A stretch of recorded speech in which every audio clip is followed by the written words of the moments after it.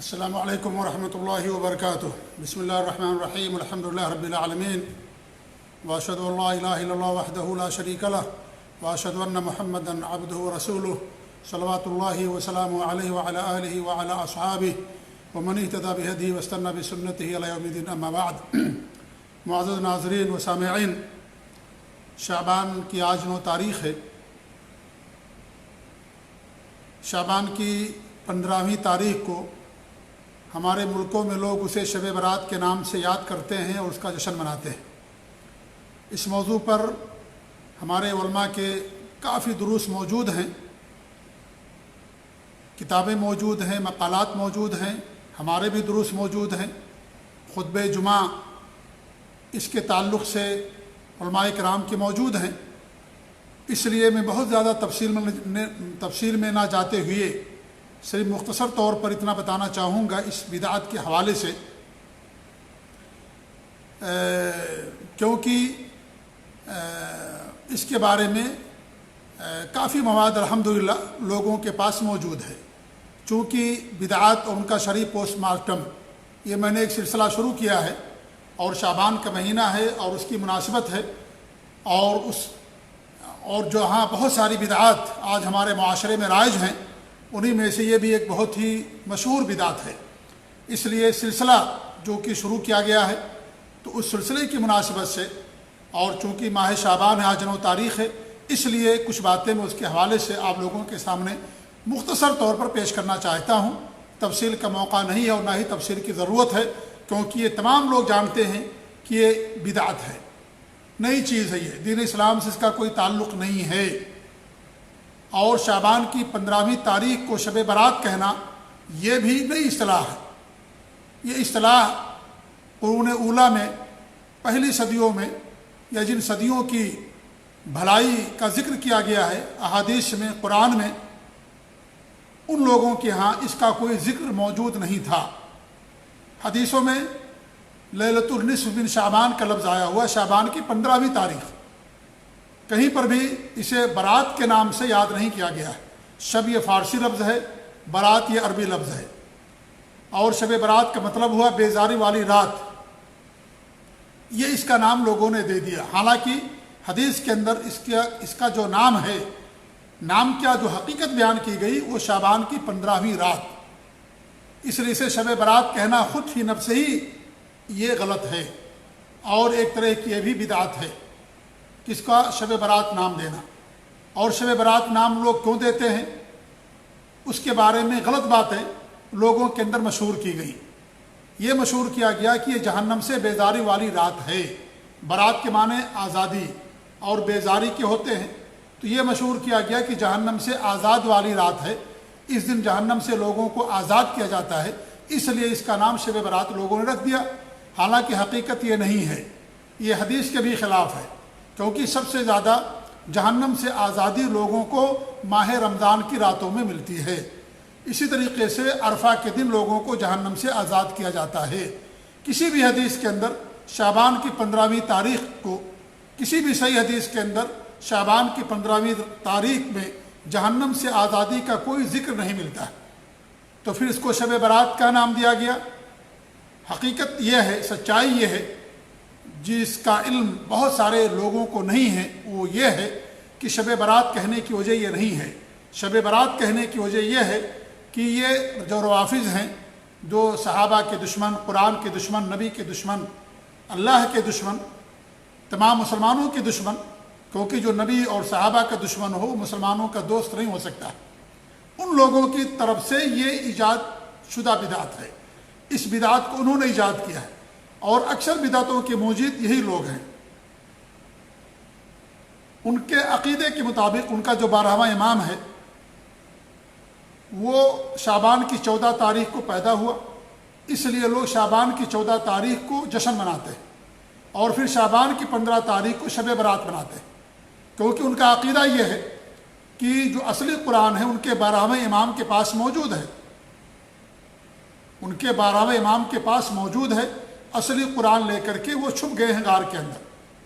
اس لیے شعبان کی 14 تاریخ کو وہ لوگ جشن مناتے ہیں ان کی ولادت پر، اور شعبان کی 15 تاریخ کو چونکہ اصلی قرآن اس امام کے پاس جو ان کے عقیدے کے مطابق ان کا 12واں امام ہے، جو کسی غار کے اندر چھپ گیا ہے، اس سے درخواست کرتے ہیں کہ امام صاحب اب دنیا کے اندر آ جائیے، اب ظاہر ہو جائیے، اور یہ قرآن جو مسلمانوں کے پاس، یہ دنیا میں لوگوں کے پاس موجود ہے، اس قرآن سے ہم برات کا اظہار کرتے ہیں، ہم اسے نہیں مانتے ہیں، اس لیے اس اصلی قرآن کو لے کر کے آپ دنیا کے اندر آ جائیے۔ اس لیے یہ لوگ اسے شب برات کہتے ہیں، یعنی قرآن سے بیزاری والی رات۔ اس کے لیے باقاعدہ چٹھیاں لکھتے ہیں، خطوط لکھتے ہیں، اور دریاؤں کے اندر، نہروں کے اندر، تالاب میں، پانی کے اندر پھینکتے ہیں، اور ان کا عقیدہ یہ ہوتا ہے کہ ہماری یہ چٹھی ہمارے امام تک پہنچتی ہے، اور اگر نہ بھی پہنچے تو ان کا عقیدہ تو یہ ہوتا ہے کہ ہمارے امام کو کان ما یکون ہر چیز کا علم ہوتا ہے، وہ غیب جانتے ہیں۔ بلکہ اپنے اماموں کے بارے میں ان کا عقیدہ یہ ہوتا ہے کہ نبی سے بھی زیادہ ان کا اونچا مقام، انہیں معصوم سمجھتے ہیں اپنے اماموں کے بارے میں، عالم الغیب سمجھتے ہیں۔ تو اس طرح کا عقیدہ یہ لوگ اپنے اماموں کے بارے میں رکھتے ہیں، رافضی، اور جنہیں ہمارے یہاں کے لوگ شیعہ کہتے ہیں، حالانکہ وہ شیعہ نہیں، رافضی ہیں۔ رافضی مطلب انکار کرنے والا، دین کا انہوں نے انکار کر دیا، قرآن کا انکار کر دیا، نبی کی نبوت کا انکار کر دیا، سمجھ لیجئے، یا ہمارے نبی کے بارے میں شرکیہ عقیدے وہ رکھتے ہیں۔ تو کہنے کا مقصد یہ، ایسے ہی ہمارے جو صحیح بخاری، مسلم اور حدیث کی کتابیں، ان کا انہوں نے انکار کر دیا، ہمارے جو ائمہ کرام ہیں ان کا انکار کر دیا انہوں نے، ان کو نہیں مانتے۔ تو جو قرآن کا انکار کر دے، وہ ظاہر بات ہے نبی کی سنتوں اور حدیثوں کو کیوں مانے گا؟ اس کے لیے تو اور زیادہ آسان ہوگا۔ یہ سب ان پر الزام نہیں ہے، ان کے ائمہ نے باقاعدہ کتابیں لکھی ہیں کہ یہ قرآن جو اس وقت موجود ہے اس کے اندر تعریف ہو گئی ہے، اور یہ تمام رافضیوں کا جو اثنا عشری عقیدے کے حامل ہیں اور وہی اس وقت پائے جاتے ہیں، جتنے باطنی فرقے ہیں، ان سب کا عقیدہ یہی ہے کہ قرآن یہ بدل چکا ہے، تحریف واقع ہو چکی ہے۔ ان کے بڑے بڑے علماؤں نے باقاعدہ اس کے بارے میں کتابیں لکھی ہیں، یہ کوئی ان پر الزام نہیں ہے، ہم کسی پر الزام نہیں لگاتے، الحمدللہ۔ یہ ہماری خصوصیت ہے، ہماری پہچان ہے، یہ ہماری علامت ہے کہ ہم کسی پر کوئی الزام نہیں لگاتے۔ جس کا جو عقیدہ ہوتا ہے اس عقیدے کو ہم ان کے بارے میں بیان کر دیتے ہیں۔ تو یہ اصل اس عقیدے کی حقیقت ہے۔ شب برات کہنے کی حقیقت یہ ہے، یہ جھوٹی داستان گڑھی گئی کہ شعبان کی 15ویں تاریخ کو جہنم سے اللہ تعالیٰ لوگوں کو آزاد کرتا ہے، اس لیے اس کا نام شب برات رکھا گیا۔ یہ حقیقت نہیں ہے، جھوٹ ہے یہ، کیونکہ دنیا میں سب سے زیادہ جھوٹی قوم اگر کوئی ہے تو رافضی ہے۔ ان سے زیادہ جھوٹی قوم دنیا کے اندر نہیں پائی جاتی۔ کفار و مشرکین سے بھی، یہود و نصارہ سے بھی زیادہ جھوٹے لوگ ہیں یہ، اور اس پر تمام مسلمانوں کا اجماع۔ امام ابن تیمیہ رحمۃ اللہ علیہ نے باقاعدہ ان کے بارے میں بیان کیا، محدثین کا، جرح و تعدیل کے ائمہ کا، کہ دنیا کی سب سے جھوٹی قوم اگر کوئی ہے تو رافضیوں کی قوم ہے۔ رافضیوں کی قوم ہر چیز کے بارے میں جھوٹ بول دیں گے، دل میں عقیدہ کچھ، زبان سے کچھ اور کہہ دیں گے، دھوکہ دینے کے لیے۔ تو یہ انہوں نے جھوٹی داستان گڑھی کہ شب برات میں لوگوں کو جہنم سے آزاد کیا جاتا ہے۔ یہ سراسر جھوٹی بات ہے، شب برات کہنا ہی غلط ہے، نمبر 1۔ نمبر 2، شعبان کی 15ویں تاریخ کے بارے میں جو حدیثیں آتی ہیں ان میں ساری کی ساری حدیثیں یا تو ضعیف ہیں، یا تو موضوع ہیں، یا تو غلط اور باطل اور منکر ہیں۔ ایک حدیث کے بارے میں علماء کے ہاں اختلاف ہے، اکثر علماء اس بات کے قائل ہیں کہ وہ حدیث صحیح نہیں، لیکن کچھ علماء نے اس حدیث کو صحیح قرار دیا ہے۔ انہی میں سے اس دور کے عظیم امام، مجدد، علامہ، محدث امام البانی رحمۃ اللہ علیہ۔ وہ حدیث کیا ہے؟ وہ حدیث یہ ہے کہ اللہ رب العالمین شعبان کی 15 تاریخ کو لوگوں کے اعمال پر مطلع ہوتا ہے، اور مشرک اور کینہ پرور کے سوا تمام لوگوں کو کی مغفرت کر دیتا ہے۔ مشرک کی مغفرت نہیں ہوتی، کینہ پرور کی مغفرت نہیں ہوتی۔ جس کے دل کے اندر کینہ ہے اللہ اس کو معاف نہیں کرتا، اور جو شرک کرنے والا اللہ اسے معاف نہیں کرتا۔ مشرک یہاں پر وہ لوگ مراد نہیں ہیں جو کلمہ گو نہیں ہیں، کیونکہ ان کی تو مغفرت ہوگی ہی نہیں۔ کون مراد ہے وہاں پر؟ یہاں پر جو کلمہ گو لوگ مراد ہیں، جو کلمہ پڑھنے والے ہیں، وہ تو ان کے لیے جہنم ہی ہے۔ جو اللہ پر ایمان نہیں رکھتا، نبی پر ایمان نہیں رکھتا، آخرت پر ایمان نہیں رکھتا، لیکن جو کلمہ گو وہ بھی اس کے اندر شامل ہیں۔ کیوں؟ اس لیے کہ شرک جو بھی کرے وہ مشرک ہوگا، جو بھی شرک کرے مشرک ہوگا، چاہے مسلمان کرے چاہے کوئی بھی کرے۔ یہ ایک وصف ہے جس کے اندر یہ صفت پائی جائے گی، یہ چیز پائی جائے گی، اس کو مشرک کہا جائے گا۔ اور ایک کلمہ گو مسلمان بھی، کلمہ پڑھنے والا انسان بھی شرک کر سکتا ہے۔ یہ حدیث بھی دلیل ہے، اور بہت ساری حدیث دلیل. ہمارے نبی کی صاف روایت ہے کہ قیامت اس وقت قائم نہیں ہوگی جب تک کہ ہماری یعنی امت کے کچھ لوگ شرک کرنا نہ شروع کر دیں، بتوں کی پرستش کرنا نہ شروع کر دیں. اس وقت تک قیامت نہیں قائم ہوگی جب تک کہ قبیلے دوست کی عورتیں جا کر کے ذوالخلصہ جو یمن کے اندر بت ہے تھا، جس کو ہمارے نبی نے توڑ دیا اور ختم کر دیا کہ اسے، وہ لوگ جب تک جا کر کے اس پر اپنی شرمگاہوں کو نہیں رگڑیں گے اس وقت تک قیامت قائم نہیں ہوگی. اور پھر ہمارے نبی کی حدیث ہے، آپ صلی اللہ علیہ وسلم فرماتے ہیں کہ جس مسلمان کے اوپر 40 لوگ، ایسے 40 لوگ جو اللہ تعالیٰ کے ساتھ شرک کرنے والے نہ ہوں، وہ جنازے کی نماز پڑھ دیں، اس آدمی کی مغفرت ہو جاتی ہے. میرا سوال یہ ہے کہ جنازے کی نماز کون پڑھتا ہے؟ کیا مسلمان، کیا غیر مسلم پڑھتا ہے؟ ہر ایک کا جواب یہ ہوگا کہ جنازے کی نماز ظاہر بات ہے مسلمان ہی پڑھتا ہے، غیر مسلم جنازے کی نماز نہیں پڑھتے. پھر ہمارے نبی نے قید کیوں لگائی کہ اللہ تعالیٰ کے ساتھ شرک کرنے والا نہ ہو؟ اس کا مطلب یہ ہوا کہ ایک نماز جنازہ پڑھنے والا، نمازوں کی پابندی کرنے والا، کلمہ پڑھنے والا بھی شرک کر سکتا ہے. صاف بات ہے، اور اس میں کوئی شک والی بات نہیں ہے. اس لیے ایک مسلمان بھی شرک کر سکتا ہے. تو یہ حدیث عبرت ہے ان لوگوں کے لیے جو اللہ کے ساتھ شرک کرتے ہیں. کو شرک سے توبہ کر ان کی مغفرت نہیں ہوگی، ان کے لیے جہنم، ہمیشہ میں جہنم کے اندر رہیں گے. نمبر 1. نمبر 2، جو کینہ پرور ہوگا، جس کے دل کے اندر کینہ ہوگا، اس کی اللہ مغفرت نہیں کرے گا. یہ حدیث صحیح ہے، امام البانی نے اس کو صحیح قرار دیا ہے. لیکن کیا اس حدیث کے صحیح ہونے سے اس رات عبادت ثابت ہوتی ہے؟ جیسے کہ لوگ اس رات کیا کرتے ہیں، نمازوں کے اہتمام کرتے ہیں، مسجدوں کو سجاتے ہیں، قمقمے لگاتے ہیں، قبرستان کی اجتماعی زیارت کرتے ہیں، قرآن کی تلاوت کرتے ہیں، صدقات و خیرات کرتے ہیں، اور نہ جانے کیا کیا چیزیں کرتے ہیں. ظاہر بات ہے کسی رات کی فضیلت ثابت ہونے سے اس رات عبادت ثابت نہیں ہوتی. عبادت ثابت ہونے کے لیے الگ سے دلیل چاہیے. جس نبی نے اس رات کی فضیلت بیان کی، اس نبی نے اس رات کوئی عبادت نہیں کیا. اگر آپ اس رات گئے قبرستان کی زیارت کے لیے تو آپ ہر اور راتوں کو جایا کرتے تھے.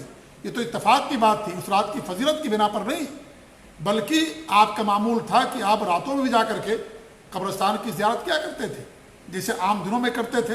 ایسے آپ نے کیا، یہ دلیل نہیں ہے. اب اگر آبا نبی نے کسی دن ہمارے نبی قرآن پڑھا کرتے تھے تو ہم کیا وہ دلیل بنا لیں گے کہ اسی دن آپ کو قرآن پڑھنا ہے، کسی اور دن قرآن نہیں پڑھ سکتے؟ نہیں، آپ کا معمول تھا یہ، آپ قبرستان کی زیارت کرنے جایا کرتے تھے. اتفاق کی بات ہے کہ اس رات بھی وہ 15ویں شب کی رات تھی، اور بھی راتوں کو آپ جایا کرتے تھے. تو اور راتوں کو لوگ کیوں نہیں جاتے؟ صرف اسی رات کو کیوں جاتے ہیں؟ اور دنوں میں آپ جایا کرتے تھے، اور دنوں میں لوگ کیوں نہیں جاتے؟ لہذا آپ کا اس دن جانا، اس رات زیارت کے لیے قبرستان کی، یہ کوئی اس کی بات نہیں ہے کہ اس رات زیارت کرنی چاہیے. جی ہاں، آپ نے زیارت کرنے کا حکم دیا، جب انسان کو موقع ملے جب جا کر کے زیارت کرے. اس کے لیے کوئی رات خاص کرنا، کوئی دن خاص کر دینا، عید کا دن، بقرعید کا دن، یا جمعہ کا دن، یا کوئی وقت یا کوئی رات، یہ بدعت ہو جاتی ہے.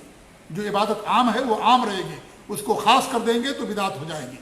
جب آپ کو اتفاق پڑے جا کر کے آپ زیارت کر لیجئے. لیکن شب برات کو جا کر کے زیارت کرنا دین کے اندر بدعت ہے. نماز کا اہتمام کرتے ہیں لوگ، کیا ثبوت نماز پڑھنے کا؟ کوئی ثبوت نہیں آتا. کہ ہمارے نبی سے بڑھ کر متقی ہو گئے؟ کہ ہمارے نبی بھول گئے تھے؟ خلفائے راشدین بھول گئے؟ صحابہ، تابعین، تابعین بھول گئے؟ افسوس کی بات تو یہ ہے کہ اس رات کا اہتمام ہمارے ہاں شب قدر سے بھی زیادہ ہوتا ہے. شب قدر گزر جاتی، لوگوں کو پتہ بھی نہیں چلتا. لیکن شب برات، اللہ المستعان، اللہ المستعان، اتنا اہتمام، اتنا اس کی پابندی، اللہ المستعان. یعنی انسان حیرت میں پڑ جاتا ہے.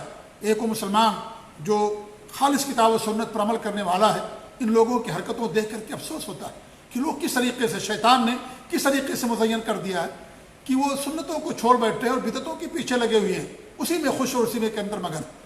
اگر کوئی ایسا شہر ہے جہاں مسلمانوں کی اکثریت ہے، تو آپ جان لیجئے کہ اگر آپ نے دن میں کہیں نہیں گئے، اگر آپ رات میں کہیں جانا چاہیں گے تو پھر آپ نہیں جا سکتے. اتنی بھیڑ ہو جاتی ہے، راستہ جام ہو جاتا ہے، پولیس لگانا پڑتا ہے. سارے لوگ گھروں سے نکلتے ہیں، عورتیں نکلتی ہیں، قبرستان جاتی ہیں، رات بھر قبرستان میں لوگ گزارتے ہیں، وہاں پھول بھی چڑھاتے ہیں، قبرستان کے اوپر کھانا بھی لے کر کے جاتے ہیں. اور عورتوں کا عقیدہ یہ ہوتا ہے کہ ہمارے شوہروں کی روحیں آتی ہیں، جو بیوہ عورتیں، اور کھانا کھا کر کے جاتی ہیں. کتنا غلط عقیدہ، جو غیر مسلموں کا عقیدہ. کسی کی روح دوبارہ دنیا کے اندر واپس نہیں آتی. یا تو علین کے اندر ہے یا تو سجین کے اندر یا اور مقامات میں ہے، لیکن روح دنیا کے اندر واپس نہیں آتی۔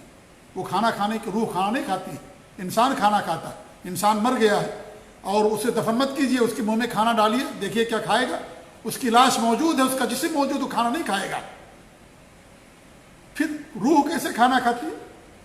کیا روح کو کھانا چاہیے؟ بھئی ہم تو کہتے ہیں کہ روح کو روحانی غذا چاہیے، اور یہاں ان کو دنیاوی غذا دیا جاتا ہے، جسمانی غذا دیا جاتا ہے۔ کس قدر یعنی افسوس کی بات ہے، کس قدر تعجبناک بات ہے۔ تو کھانا لے کر کے جاتی بنا کر کے، ہمارے شوہروں کی روح آئیں گی اور کھانا کھا کر کے جائیں گی، نعوذ باللہ من ذالک۔ وہ عورتیں بھی جب ان کے شوہر زندہ تھے ان کی اطاعت نہیں کرتی تھی، ان کی بات نہیں مانتی تھی، مرنے کے بعد ان کے لیے کھانا بناتی ہیں۔ دنیا میں زندہ تھے تو کھانا نہیں بناتی تھی، ایسی بھی عورتیں ہوتی ہیں۔ تو یہ ساری کی ساری بدعات ہیں، خرافات ہیں، ان چیزوں کا اسلام سے کوئی تعلق نہیں ہے۔ یہ سب دین کے اندر نئی چیزیں لوگوں نے ایجاد کر رکھی ہیں، سب بدعات ہے، یہ سنگین طرح کی بدعات ہے۔ یہ یعنی افسوس ہوتا ہے دیکھ کر کے کہ کس قدر لوگ جشن مناتے ہیں، قمقمے لگاتے ہیں، مسجدوں کو سجاتے ہیں، اور اس طریقے سے قرآن پڑھتے ہیں، نمازوں کا اہتمام کرتے ہیں۔ جماعت کے ساتھ لوگ جا کے دیکھیے مسجد فل ہو جاتی ہے، مسجد میں آپ کو جگہ نہیں ملے گی شب برات میں نماز پڑھنے کے لیے۔ پنج وقتہ نماز غائب، پانچوں نمازیں نہیں پڑھیں گے، لیکن نماز ضرور پڑھیں گے۔ جمعہ بھی غائب ہے، اسے نہیں پڑھیں گے۔ عید بقرعید بھی کبھی کبھی غائب ہو سکتی ہو جاتی ہو، لیکن اس نماز کو نہیں چھوڑ سکتے۔ نعوذ باللہ من ذالک۔ کس قدر شیطان نے مزین کر دیا بدعات کو، خرافات کو، کس قدر لوگوں نے سنتوں کا مذاق اڑایا، سنتوں کو چھوڑ دیا۔ تو یہ ساری چیزیں میرے بھائیوں دین کے اندر بدعت ہیں، خرافات ہیں۔ ہمارے نبی نے شعبان کے مہینے میں روزہ رکھا، روزہ رکھیے الحمدللہ، روزہ رکھنا ہے، لیکن شب برات کا روزہ نہیں کہ ایک دن کا روزہ رکھ لیں آپ، جیسا کہ کچھ لوگ رکھتے ہیں، رات کو جاگتے ہیں صبح میں روزہ رکھتے۔ یہ حرام ایسا کرنا۔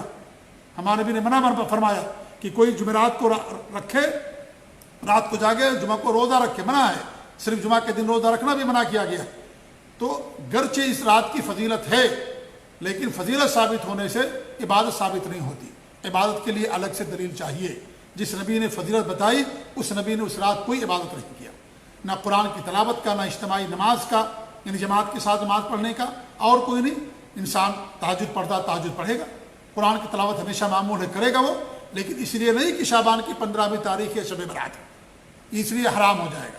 میں ایک مثال دے کر کے بات ختم کرنے کی کوشش کروں گا، اور مثال یہ ہے کہ جمعہ کی بڑی فضیلت ہے، جمعہ کی بڑی فضیلت ہے۔ تو کیا جمعہ کی فضیلت ثابت ہو جانے سے اس دن کوئی انسان ایسی بات کرے جس کا ثبوت نہ ہو، کیا کرنا جائز ہو جائے گا؟ قطعاً جائز نہیں ہوگا۔ ایک انسان کہے کہ جمعہ کے دن کی بڑی فضیلت ہے، اب جمعہ کے دن کیا کرے، 40 رکعت نماز معمول بنا لے، پڑھے، جمعہ کی نماز پڑھ لینے کے بعد یا فجر کی نماز کے بعد یا کسی بھی وقت 40 رکعت 20 رکعت 10 رکعت اپنا معمول بنا لے، تو کیا اس کا کرنا صحیح ہوگا؟ قطعاً صحیح نہیں ہوگا۔ جمعہ کے دن انسان روزہ رکھے کہ بڑی فضیلت والا دن ہے، دنوں کا سردار ہے پورے ہفتے کا، کیا اس دن روزہ رکھنا صحیح ہوگا؟ قطعاً صحیح نہیں ہوگا، کیونکہ فضیلت ثابت ہونے سے اس دن عبادت کرنا ثابت نہیں ہوتا۔ قربانی کا دن بہت اہم دن ہے، بڑی فضیلت والا دن ہے، اس دن انسان قربانی کرتا ہے، 2 رکعت جا کر کے نماز پڑھتا ہے عیدگاہ کے اندر یا مسجد کے اندر۔ اب انسان اس کو کرنے کے بجائے یہ بھی کرتا ہے اور قبرستان اور پھر لوٹ کر کے آتا ہے بقرعید کی نماز پڑھ کر کے، کیا کرتا ہے، 50 وقت کی نماز پڑھتا ہے، 10 وقت کی نماز پڑھتا ہے، 10 رکعت کی نماز پڑھتا ہے، کیا اس کا عمل صحیح ہوگا؟ قطعاً اس کا عمل صحیح نہیں ہوگا، کیونکہ ہمارے نبی سے اس کا کوئی ثبوت نہیں ہے۔ عبادت کے لیے ثبوت چاہیے، عبادت کے لیے ثبوت چاہیے، ہمارے نبی سے اس کا عمل ثابت ہونا چاہیے، اور قطعاً اس طرح کا کوئی عمل ثابت نہیں، لہذا فضیلت ثابت ہو جانے سے عبادت ثابت نہیں ہوتی۔ فضیلت ایک الگ چیز ہے، تو فضیلت ہے، ہمارے نبی نے نہیں فرمایا کہ جو عبادت کرے گا اللہ تعالیٰ اسی کو معاف کرے گا۔ اللہ کے رسول نے فرمایا کہ مشرک اور کینہ پرور کے سوا دیگر لوگوں کو اللہ معاف کر دیتا ہے۔ یہ نہیں کہا کہ جو نماز پڑھ رہا ہوگا یا جو اس رات نماز پڑھے گا اسی کی مغفرت ہوگی، نہیں، کوئی بات ہمارے نبی نے نہیں فرمائی۔ اس لیے اس رات عبادت کرنا اس کا کوئی ثبوت نہیں ہے، یہ سب دین کے اندر نئی چیز ہے۔ اور شعبان کے مہینے میں روزہ رکھنا ہمارے نبی کا معمول تھا، کثرت سے آپ روزہ رکھتے تھے، تو انسان روزہ رکھے۔ اگر انسان کی عادت ہے کہ ہر مہینے میں 13 14 15 کو رکھتا رکھے، لیکن اگر اس کی عادت نہیں ہے صرف شب برات سمجھ کر کے روزہ رکھے گا، غلط ہو جائے گا، کیونکہ یہ بدعت ہو جائے گی دین کے اندر۔ وہ شب برات کی فضیلت سمجھ کر کے رکھے گا وہ، جبکہ اس رات کی فضیلت صرف یہی ہے کہ مشرک کینہ پرور کے سوا اللہ تعالیٰ لوگوں کے گناہوں کو معاف کر دیتا ہے، اور یہ روزانہ ہوتا ہے معاف کی جہاں تک بات ہے۔ اللہ رب العالمین روزانہ آسمان دنیا پر نزول فرماتا ہے اور کہتا ہے کہ ہے کوئی اپنے گناہوں کو معاف کروانے والا، معاف کروا لے۔ تو اگر کوئی اپنے گناہوں کو مغفرت کرواتا ہے، تہجد کی نماز پڑھتا ہے، اللہ سے دعا کرتا ہے رات کی تنہائی میں، آخری پہر میں، تو اللہ تعالیٰ اس کے گناہوں کو معاف کرتا ہے، اللہ معاف کرنے والا۔ تو یہ چیز تو روزانہ ہوتی ہے، لہٰذا یہ جو سب چیزیں کی جاتی ہیں یہ سراسر بدعت ہے۔ حلوہ کھانے کی رسم بھی لوگ بناتے ہیں تو یہ بھی بدعت ہے جو شب برات کے اندر منائی جاتی ہے۔ بھئی حلوہ آپ کھائیں، کوئی نہیں منع کرتا، لیکن آپ اس کو عبادت سے جوڑ کر کے کسی رات کھائیں گے غلط ہو جائے گا۔ اور اس کی وہ کیا دیتے ہیں کہ ہمارے نبی کے دندان مبارک توڑے گئے تھے اس لیے، حالانکہ سب جانتے ہیں کہ یہ جو غزوہ احد میں ہمارے نبی کے دندان توڑے گئے تھے، غزوہ احد شوال کے مہینے میں ہوا، اس پر سب کا اتفاق ہے، لیکن حلوہ کھانے کی رسم شعبان کے مہینے میں لوگ کرتے ہیں۔ تو یہ چیزیں میرے بھائیوں سراسر بدعات ہیں، خرافات ہیں، روحوں کے آنے کا عقیدہ تو کفریہ عقیدہ ہے، لہذا ان تمام عقیدے سے ہمیں بچنے کی ضرورت ہے۔ لوگ آتش بازیاں کرتے ہیں یا اس طریقے سے لوگ گھروں کو سجاتے ہیں، مسجدوں کو سجاتے ہیں، قمقمے لگاتے ہیں، لائٹنگ کرتے ہیں، یہ بھی اصلاح فضول خرچی ہے۔ غیر مسلموں کی نقالی اور ان کی تشبیہ مشابہت اختیار کرنا، قبروں پر جا کر کے پھول چڑھانا، ایسے ایسے پھول چڑھائے جائیں گے، مالائیں اور گلدستے کہ انسان حیران رہ جاتا ہے، حیران رہ جاتا ہے انسان، پوری رات جا کر کے قبرستان میں گزارتے ہیں۔ نعوذ باللہ من ذالک، ہمارے نبی نے کیا پوری رات قبرستان میں گزارا؟ قطعاً آپ نے ایسا نہیں کیا۔ کیا قبرستان کی زیارت کرنے کا یہی طریقہ ہے یا یہی دن ہے، یہی رات ہے؟ قبرستان کی زیارت کا طریقہ یہ کہ آپ قبرستان جائیے، دعا پڑھ کر کے واپس چلے آئیے، یعنی کہ کھانا لے کر کے جائیے، وہاں بیٹھیے، رات بھر رہیے، جشن منائیے، خوشی منائیے، اور وہاں جا کر کے نماز پڑھیے۔ قبرستان میں نماز پڑھنے سے ہمارے نبی نے منع فرمایا، حرام ہے قبرستان میں نماز پڑھنا، اذان دینا، اس طرح کی حرکات کرنا منع کیا گیا۔ تو میرے بھائیوں، یہ سراسر بدعت دین کے اندر، ہوش کے ناخن لیں اور بدعت سے توبہ کریں، اجتناب کریں۔ سنت روزہ رکھنے کی ہے، اگر یہ نہیں کر سکتے تو کم سے کم بدعت سے اپنے آپ کو بچائیے، بدعت سے دوری اختیار کیجیے۔ روزہ رکھنا سنت ہے، کریں گے ثواب ملے گا، نہیں کریں گے گناہ نہیں ہوگا، لیکن یہ کریں گے تو آپ کو گناہ ہوگا۔ بدعت یہ گمراہی ہے، گمراہی جہنم کے اندر لے جانے والی۔ سب سے زیادہ بدعت سے ہی شیطان خوش ہوتا ہے، اس لیے اللہ سے ڈریے، نبی کی سنت ہمارے لیے کافی ہے، بدعت سے اجتناب کیجیے۔ ہر بدعت گمراہی ہوتی ہے، دین کو اللہ نے مکمل کر دیا، نبی نے ساری باتیں امت تک پہنچا دی ہیں، کوئی بات آپ نے چھپا کر کے نہیں رکھی، اس لیے اسے توبہ کیجیے۔ اللہ تعالیٰ سے ہماری یہی دعا کہ اللہ رب العالمین ہم کو اس سے محفوظ رکھے، اور اللہ تعالیٰ ہمیں نبی کی سنت پر قائم رکھے، خلفاء راشدین کی سنتوں پر قائم رکھے، اور بدعت و خرافات سے، رسم و رواج سے، تمام غلط چیزوں سے اللہ رب العالمین ہم سب کو محفوظ رکھے، آمین۔ معذرت چاہتا ہوں، بات تھوڑی لمبی ہو گئی، حالانکہ ارادہ یہ تھا کہ مختصر طور پر بات کریں گے، لیکن بہرحال ضرورت تھی اور مناسبت تھی، یہ ساری باتیں زبان پر آ گئی۔ اللہ تعالی ہم سب کو ہر بدعت سے محفوظ رکھے، آمین۔ جزاکم اللہ خیر، والسلام علیکم ورحمۃ اللہ وبرکاتہ۔